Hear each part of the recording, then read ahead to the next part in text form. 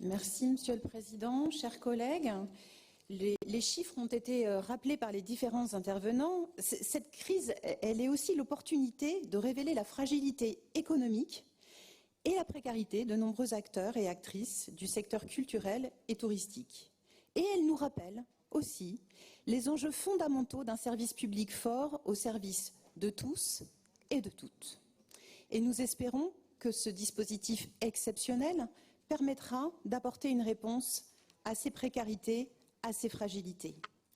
Mais la pandémie que nous traversons interroge les orientations et les choix politiques qui ont été faits par le passé et exige une très grande modestie de la part des politiques que nous sommes. Devant la situation des restaurateurs, des professionnels de la culture et du tourisme, des étudiants aussi, paralysés par les annonces gouvernementales qui ouvrent grandes les portes des magasins, mais ferment celles des théâtres, des universités, des cinémas et des musées.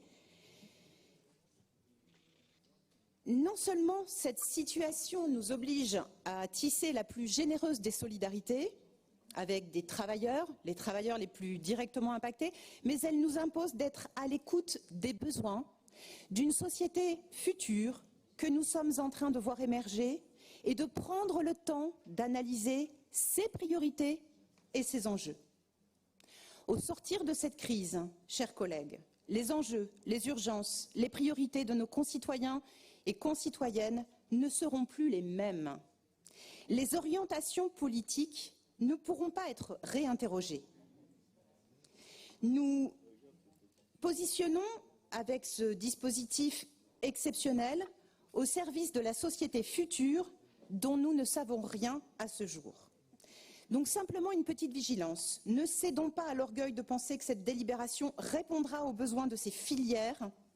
Soyons responsables, mais restons modestes et surtout à l'écoute.